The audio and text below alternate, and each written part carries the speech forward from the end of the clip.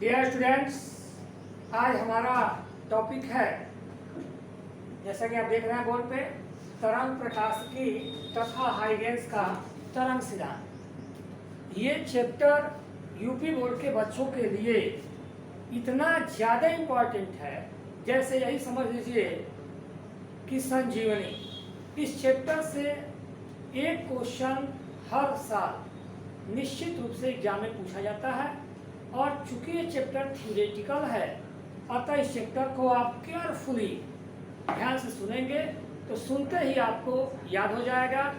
और मैं आपको बिल्कुल इतने इजी वे में बताऊंगा, बस आप वीडियो को ध्यान से सुनें। सबसे पहला टॉपिक इसमें हमारा है, जैसा कि यहाँ लिखा गया है, तरंग प्रकाशिकी, और इसमें वेव नेचर ऑफ लाइट दिखना आपको, यानी कि प्रकाश की प्रकृति क्या है। प्रकाश की प्रकृति यानी नेचर ऑफ लाइट, प्रकाश का गुण क्या होता है। तो जैसा कि आप रे ऑप्टिक्स में पहले पढ़ चुके होंगे, नेचर ऑफ लाइट, प्रकाश का गुण, जैसे प्रकाश एक सीधी रेखा में चलता है, प्रकाश के चलने के लिए किसी भी माध्यम की आवश्यकता नहीं होती है, प्रकाश निर्वात में चल सकता है, प्रकाश का वेग निर्वात में अथवा वायु में 3 × 10⁸ मीटर प्रति सेकेंड होता है। प्रकाश में परावर्तन की क्रिया होती है, अपवर्तन की क्रिया होती है, विवर्तन की क्रिया होती है, व्यतिकरण की क्रिया होती है, ध्रुवण की क्रिया होती है, बहुत सारे चीज़ हैं। तो जितने भी आप ये सारी घटनाएं प्रकाश के बारे में पढ़ते हैं, ये सारे प्रकाश से संबंधित घटनाएं हैं या इनके नेचर है। तो पूछा जाए कि प्रकाश का नेचर क्या है, तो सिंपली आप कह सकते हैं कि प्रकाश निर्वात में चल सकता है, प्रकाश के चलने के लिए किसी माध्यम की आवश्यकता नहीं होती है, प्रकाश विद्युत चुंबकीय तरंग के रूप में चलता है, निर्वात में प्रकाश का वेग 3 × 10⁸ मीटर पर सेकेंड होता है, प्रकाश में परावर्तन, अपवर्तन, विवर्तन, व्यतिकरण, ध्रुवण इत्यादि की क्रियाएं होती हैं। तो ये सारी चीज तो रहा नेचर ऑफ लाइट, यानी कि प्रकाश का गुण। अब हम इसमें पढ़ेंगे न्यूटन का कणिका सिद्धांत। आप लोग ये न्यूटन का कणिका सिद्धांत। न्यूटन का कणिका सिद्धांत हमारा फर्स्ट टॉपिक है। तो आइए हम देखते हैं कि न्यूटन का पार्टिकल थ्योरी है क्या। सबसे पहली चीज 3-4 पॉइंट आपको बताए जाएंगे, आप केयरफुली सुनिए। पहली चीज कि आप जानते हैं कोई भी सोर्स होगा, कोई भी स्रोत होगा, जैसे लैंप ले लीजिए, लालटेन ले लीजिए, XYZ, सूर्य है, ऐसे जो भी स्रोत जिनसे प्रकाश निकलता है उसे हम कहते हैं प्रकाश स्रोत। तो किसी भी प्रकाश स्रोत से अनंत सूक्ष्म, किसी भी प्रकाश स्रोत से अनंत सूक्ष्म अदृश्य व हल्के कण लगातार निकलते रहते हैं। किसी भी प्रकाश स्रोत से अनंत सूक्ष्म, हल्के व अदृश्य कण असंख्य मात्रा में अनवरत लगातार निकलते रहते हैं, और इन पार्टिकल्स को कण को हम कणिकाएं कहते हैं। किसी भी प्रकाश स्रोत से अनंत सूक्ष्म, अदृश्य व हल्के कण लगातार निकलते रहते हैं, जिन्हें हम कणिकाएं कहते हैं। पहली बात। दूसरी बात यह रहा हमारा कि जब ये कणिकाएं चलती हैं तो इनकी वेलोसिटी क्या होगी। तो वेलोसिटी ऑफ लाइट, चूंकि लाइट जो होता है कण के रूप में ही चलता है, यही मुख्य थ्योरी रहा है न्यूटन का। न्यूटन के अनुसार जो प्रकाश चारों तरफ उत्सर्जित होता है, चलता है, वो पार्टिकल के रूप में चलता है। जैसा कि बताया गया कि किसी भी स्रोत से प्रकाश क्या होता है, पार्टिकल के रूप में हमेशा निकलता रहता है और आगे की तरफ बढ़ता रहता है, जिन्हें हम कणिका कहते हैं। ये कणिकाएं प्रकाश के वेग से सभी दिशाओं में गमन करती हैं, यानी चल सकती हैं, और ये कणिकाएं अपने साथ साथ गतिज ऊर्जा भी एक स्थान से दूसरे स्थान तक ले जाती है। फिर समझिए, ये कणिकाएं प्रकाश के वेग से हर संभव दिशाओं में गमन कर सकती है और अपने साथ साथ गतिज ऊर्जा भी ले जाती है। तीसरी बात कि जब ये कणिकाएं आंख की रेटिना पर गिरती है, प्रश्न है कि कणिका आंख की रेटिना पर क्या डायरेक्ट गिरेगी? नहीं। जिस वस्तु को हम देखना चाहते हैं तो पहले प्रकाश उस वस्तु पे गिरता है, वहां से परावर्तित होता है, यानी परावर्तित कणिकाएं जब हमारी आंख की रेटिना पर गिरती है तब हमें वस्तुएं दिखाई देती हैं। जैसा कि आप लाइट में पढ़ चुके होंगे कि किसी भी वस्तु से परावर्तित प्रकाश जब हमारी आंख की रेटिना पर गिरता है तो हम वस्तुओं को देख पाते हैं। तो बिल्कुल वही बात कहा जा रहा है कि परावर्तित प्रकाश अर्थात परावर्तित कणिकाएं जब आंख की रेटिना पर गिरती हैं तो हमें वस्तुएं दिखाई देती हैं। और चौथी बात कि भिन्न भिन्न रंगों की कणिकाओं का साइज भिन्न भिन्न होता है। फिर से हम 4 पॉइंट्स आपको बताए हैं। पहला पॉइंट्स आपका ये रहा कि किसी भी प्रकाश स्रोत से असंख्य सूक्ष्म, हल्के व अदृश्य कण लगातार निकलते रहते हैं, जिन्हें हम कणिकाएं कहते हैं।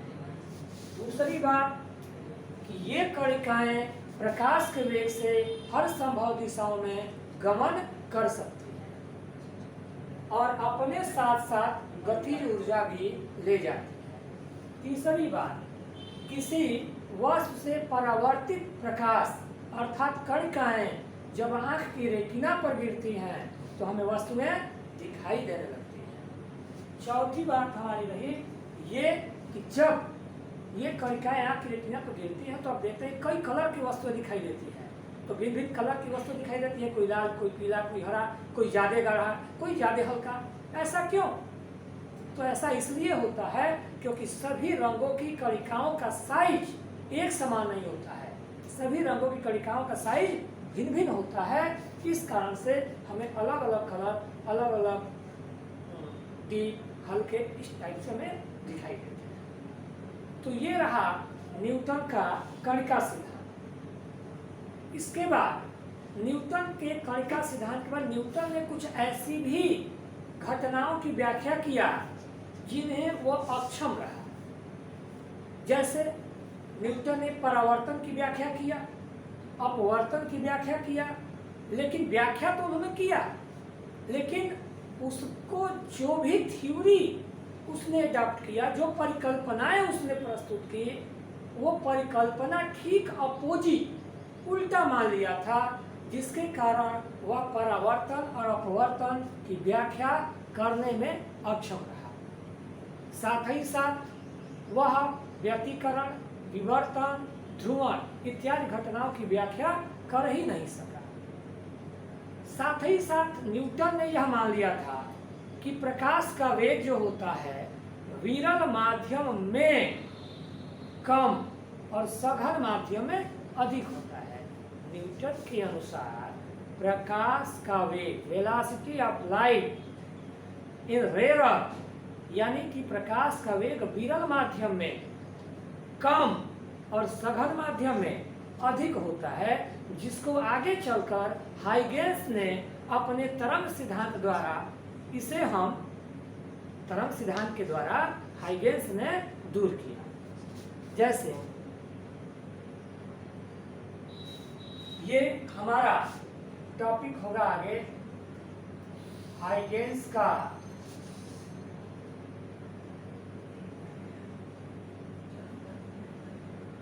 तरंग सिद्धांत। न्यूटन के कणिका सिद्धांत में जो भी कुछ खामियां रही, इसको दूर किया हाइगेंस ने सन 1678 में। न्यूटन का कणिका सिद्धांत 1675 में प्रस्तुत किया गया था। और 1678 में हॉलैंड के वैज्ञानिक प्रोफेसर हाइगेंस ने तरंग सिद्धांत का प्रतिपादन किया। हाइगेंस के अनुसार, जैसा कि न्यूटन ने कहा कि प्रकाश कण के रूप में चलता है, और हाइगेंस ने कहा कि नहीं, प्रकाश तरंग के रूप में चलता है। दोनों का देखिए अंतर यहाँ पे। न्यूटन ने कहा कि प्रकाश कण के रूप में चलता है, जबकि हाइगेंस ने कहा कि नहीं, प्रकाश तरंग के रूप में चलता है। चूंकि उस समय केवल यांत्रिक तरंगों के बारे में ज्ञान था हमें, तो हाइगेंस ने यांत्रिक तरंग के आधार पर कहा, क्योंकि यांत्रिक तरंगे वे तरंगे होती है जिनके चलने के लिए माध्यम की आवश्यकता होती है। तो हाइगेंस ने यह कल्पना किया, इसने माना कि प्रकाश जो होता है यह तरंग के रूप में चलता है, और चूंकि तरंगों के चलने के लिए माध्यम की आवश्यकता होती है, तो उसने एक सर्वव्यापी माध्यम ईथर की कल्पना किया। अब आप सोच रहे होंगे ईथर की कल्पना क्यों किया? तो ईथर की कल्पना इसलिए किया गया था क्योंकि ईथर एक ऐसा पदार्थ है जो किसी भी ईथरी माध्यम, मतलब सर्वव्यापी माध्यम, जिसका जड़त्व और प्रत्यास्थता, जैसे कि प्रत्यास्थता आप पढ़े हो, और जड़त्व किसी वस्तु का वह गुण जिसके कारण वस्तु अपनी अवस्था परिवर्तन का विरोध करती है, जड़त्व कहलाता है।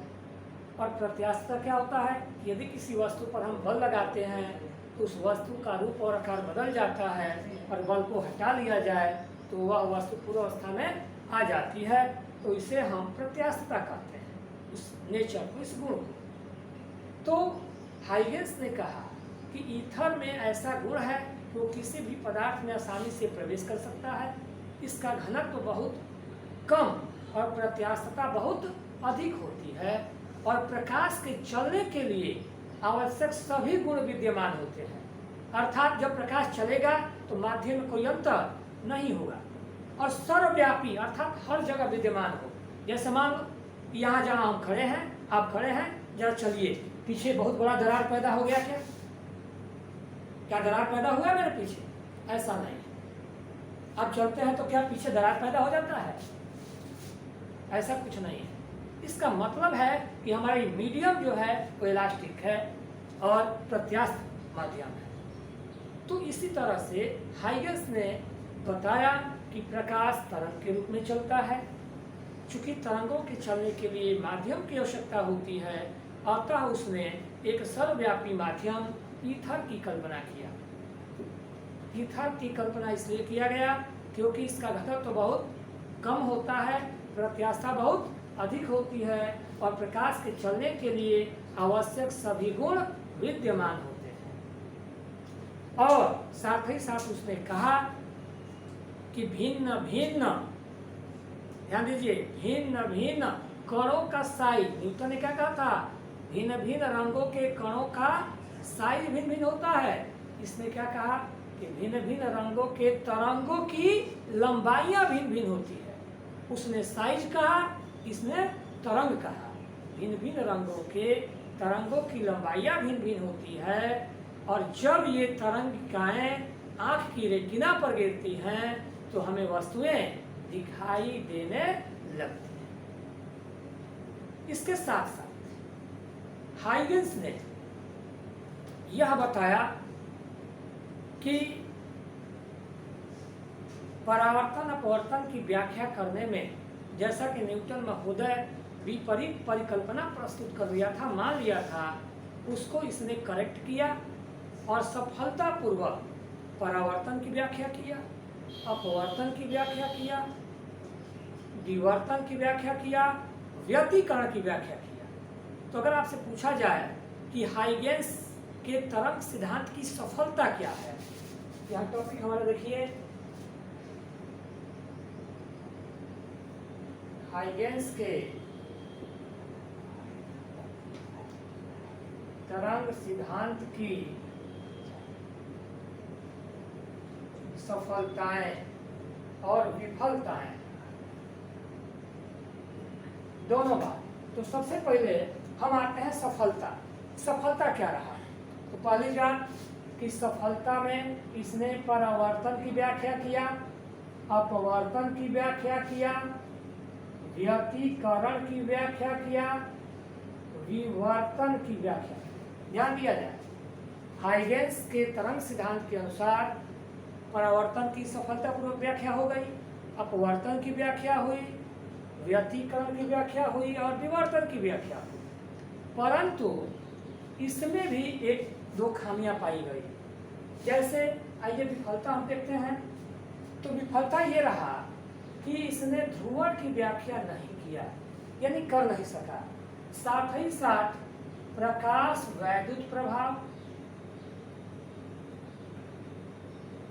और काम्पटन प्रभाव, जीवन प्रभाव, ऐसे सब घटनाएं हैं जिनकी व्याख्या हाइगेंस नहीं कर सका।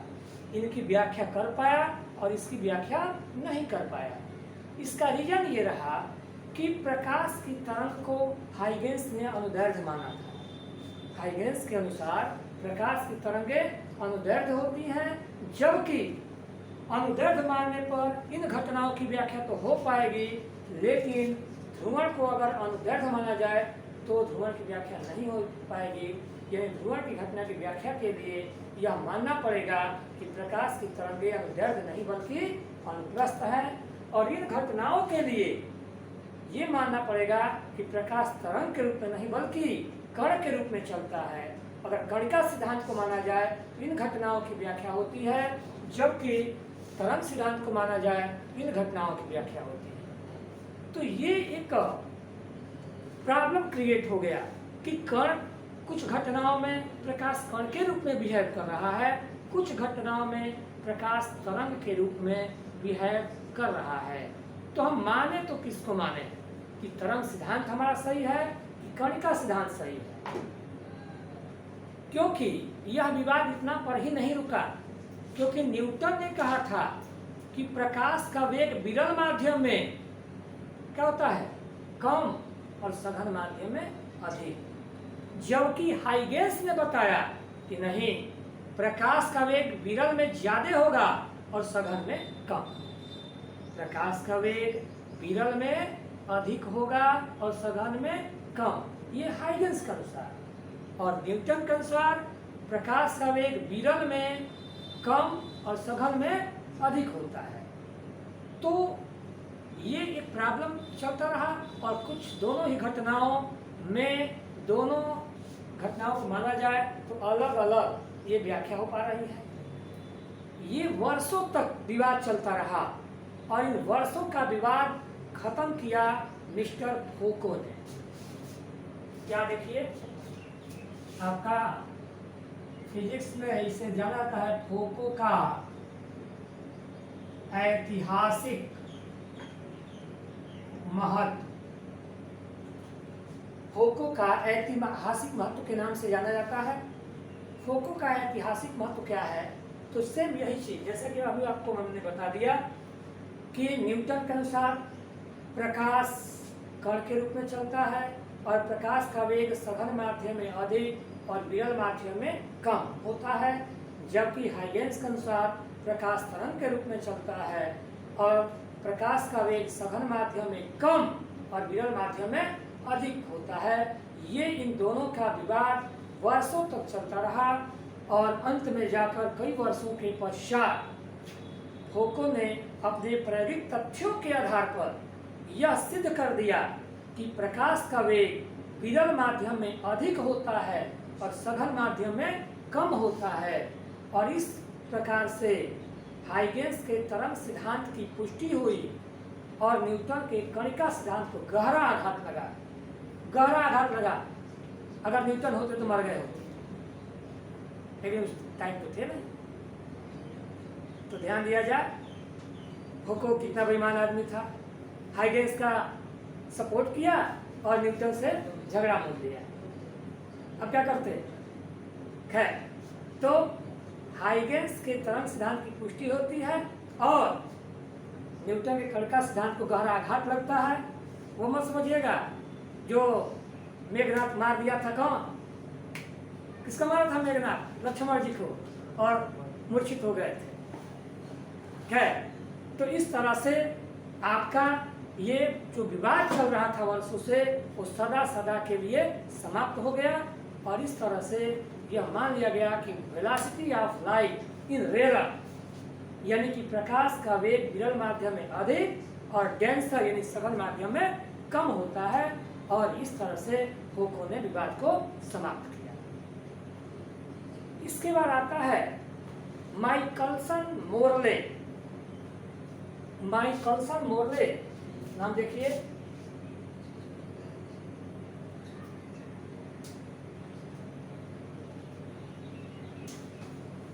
यहां ध्यान दिया जाए, माइकलसन मोरले। तो माइकलसन मोरले ने क्या किया? उन्होंने जैसा कि दो बातों को, जैसे कि एक सर्वव्यापी माध्यम ईथर की कल्पना किया था हाइगेंस ने, माइकलसन मोरले ने कहा कि नहीं, ये सही नहीं है। यानी सर्वव्यापी जो माध्यम ईथर ही होता है, इसका मानना कोई भी जरूरी नहीं है। तो दो तीन बातों में ये तो चलता रहता है, कुछ घटना होगा तो उसका कहीं ना कहीं ऑब्जेक्शन लगेगा ही लगेगा, है ना। तो आप इसे जो भी हमने थ्योरी आपको बताया है, इसे आप कंप्लीट कर लें। नेक्स्ट हमारा टॉपिक होगा हाइगेंस के द्वितीय तरीका का सिद्धांत। उससे पहले हम पढ़ेंगे वेव फ्रंट।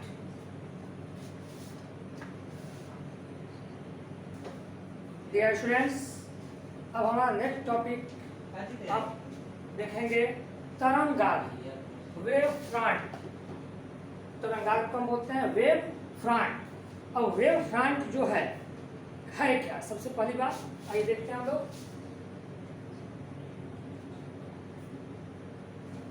वेव फ्रंट क्या है, यानी तरंगाग्र होता क्या है। तो जैसा कि मान लिया जाए कि एक सोर्स है जिससे बहुत सारे कणिकाएं अथवा तरंगिकाएं निकल रही हैं। तो एक्चुअल जैसा कि आपने पढ़ा है प्रकीर्णन, प्रकीर्णन क्या होता है? तो प्रकीर्णन आपने पढ़ा है कि किसी भी स्रोत से जो प्रकाश निकलता है तो एटमॉस्फेयर के, वायुमंडल के कण उसको ऑब्जर्व करते हैं, यानी अवशोषित करते हैं, और फिर उसी को पुनः उत्सर्जित करते हैं सेम एनर्जी का, और इस तरह से प्रकाश चारों तरफ फैलता जाता है। तो यदि हम करें क्या कि एक ऐसा ड्रा करें ग्राफ, यानी कि हम एक ऐसा ग्राफ खींच लें, ऐसा वक्र खींच लें, किसी भी शेप में हो सकता है, जैसे ये प्लेन हो सकता है, ये आपका वक्रीय हो सकता है, ये बेलनाकार हो सकता है ना। तो यदि आपसे यह कहा जाए, यदि किसी हम इथरी माध्यम में या यदि किसी माध्यम में हम एक ऐसा पृष्ठ खींचें जिस पर स्थित सभी कण समान कला में कंपन कर रहे हों, यदि किसी माध्यम में हम एक ऐसा पृष्ठ खींचें, ध्यान दीजिए आप लोग इधर, यदि किसी माध्यम में हम एक ऐसा पृष्ठ खींचें जिस पर स्थित सभी कण समान कला में कंपन कर रहे हों, समान कला यहाँ पे आया है, देखिए यहाँ पे, यदि किसी इथरीय माध्यम में कोई ऐसा पृष्ठ खींचें जिस पर स्थित सभी कण समान कला में कंपन कर रहे हों, तो उसे तरंगाग्र कहते हैं। क्या ध्यान दिया जाए, हमने यहाँ पे आपको नोटिस किया है कि यदि किसी इथरी माध्यम में, चूंकि हाइगेंस ने चारों तरफ इथरी माध्यम की इमेजिन किया था, कल्पना किया था, तो इथरी माध्यम एक ऐसा ड्रा करें, हम ऐसा पृष्ठ खींच दें जिस पर स्थित सभी कण समान कला में, समान कला का मतलब क्या होता है? सभी कण एक साथ साथ एक डायरेक्शन में, एक मूवमेंट में, एक निश्चित एम्पलीट्यूड से वाइब्रेट हो रहे हों, कंपित हो रहे हों, तो हम कहते हैं कि वे समान कला में है। तो यदि सभी कण, पृष्ठ पर स्थित सभी कण समान कला में कंपन कर रहे हों तो उसे हम तरंगाग्र कहते हैं। और ये तरंगाग्र जो होता है, इसका शेप 3 प्रकार का माना गया है। समतल तरंगाग्र, ये समतल तरंगाग्र हो गया, गोलीय तरंगाग्र और बेलनाकार तरंगाग्र। ये 3 शेप में हो सकता है। समतल तरंगाग्र,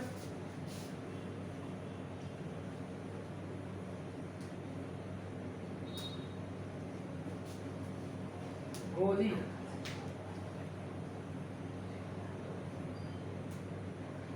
तरंगाग्र और बेलनाकार तरंगाग्र। ये आपके 3 तरंगाग्र होते हैं, समतल तरंगाग्र, गोलीय तरंगाग्र और बेलनाकार तरंगाग्र। एक चीज और, प्रायः 1 नंबर में ऑब्जेक्टिव क्वेश्चन पूछा जाता है। देखिए, तरंगाग्र का मतलब, समतल का मतलब क्या हुआ? अगर स्रोत समतल के आकार का है, अगर समतल के आकार का, जैसा कि मतलब मैं कह दूं, ये आपके पास इस टाइप का मोबाइल है, ये प्लेन है, तो ये समतल है। ये अगर स्रोत है तो इसका तरंगाग्र जो होगा वह भी इसी के आकार का होगा, अर्थात समतल होगा। अगर बल्ब हम ले लें गोला सा, तो गोलीय तरंगाग्र होगा। अगर हम बेलन के आकार का, जैसे मैं कह दूं कि ये आपका है बेलन, तो बेलन के आकार का अगर तरंगाग्र होगा तो चारों तरफ, बेलन के आकार का अगर स्रोत होगा तो इसका तरंगाग्र बेलनाकार होगा। तो स्रोत जिस आकार का होगा, अगर स्रोत प्लेन होगा तो उसका तरंगाग्र भी प्लेन होगा। यदि स्रोत गोलीय होगा तो उसका तरंगाग्र भी गोलीय होगा। यदि स्रोत बेलनाकार होगा तो उसका तरंगाग्र भी। लेकिन जैसे मैं कह दूं कि सूर्य है, सूर्य का तरंगाग्र कैसा होगा, तो फटाफट आप तुरंत छट से कह देंगे कि चूंकि सूर्य गोल है अतः उसका तरंगाग्र भी गोलीय होगा। परंतु ऐसा नहीं है, चूंकि सूर्य हमसे बहुत दूर है और बहुत दूर से आने वाला प्रकाश जब समतल पे गिरेगा तो समतल का आकार लेता है। क्या सूर्य से आने वाला प्रकाश आपको गोल दिखाई देता है, रसगुल्ले जैसा? नहीं। कैसा दिखाई देता है? रोटी जैसा, फ्लैट फ्लैट, है ना? तो अगर स्रोत गोलीय भी है और जब फर्श में गिरेगा तो उसका, चूंकि पास में है, कहने का मतलब ये है कि अगर स्रोत पास में है तब तो उसका तरंगाग्र गोलीय होगा। परंतु अगर स्रोत चाहे बेलनाकार हो, चाहे समतल हो या गोलीय हो, कोई भी हो, अगर बहुत दूर है तो उसका जो तरंगाग्र होगा वो सदैव समतल ही प्राप्त होगा। इसे आप माइंड में रख लीजिए। अब हम आपको जो बताने जा रहे हैं, इम्पॉर्टेंट टॉपिक है हाइगेंस के द्वितीयक तरंगिका का सिद्धांत। आइए हम देखते हैं।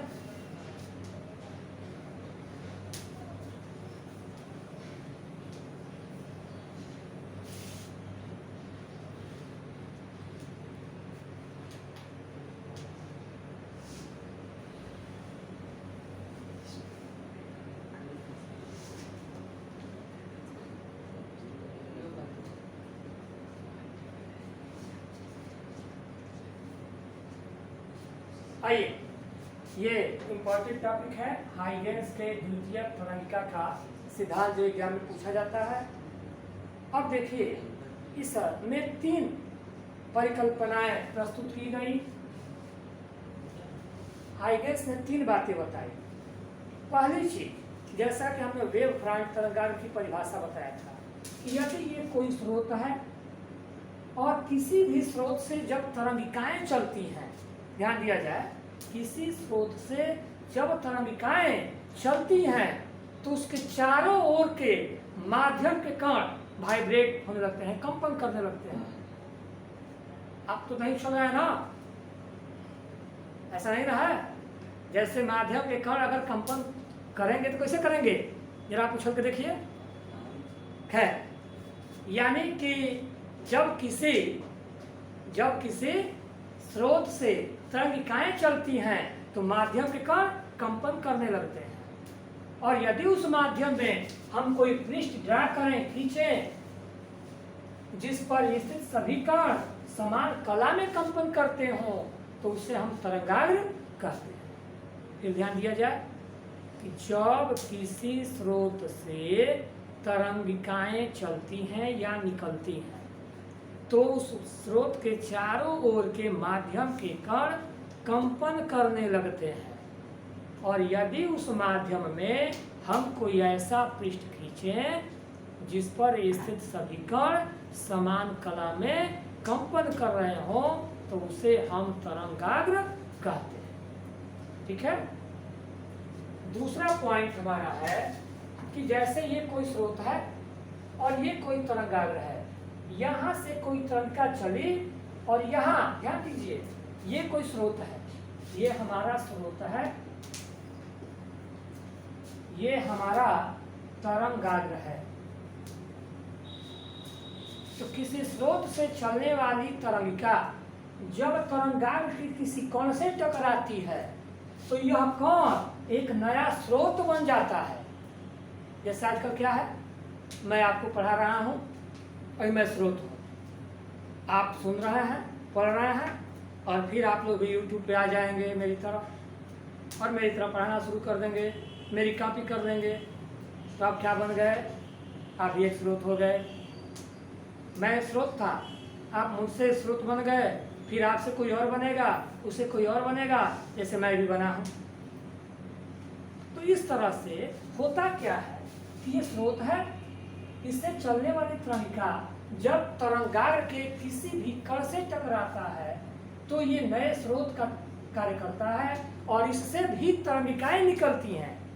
तो इसको कहते हैं हम लोग प्राथमिक तरंगिका, इसको कहते हैं हम प्राथमिक तरंगिका, और इसको कहते हैं हम द्वितीयक तरंगिका।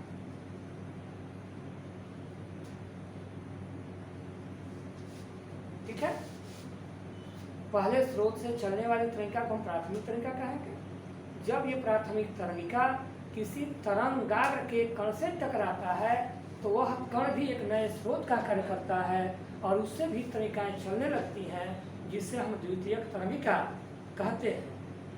और इन द्वितीयक तरंगिका का जो वेग होता है वो प्राथमिक तरंगिका के वेग के बराबर होता है।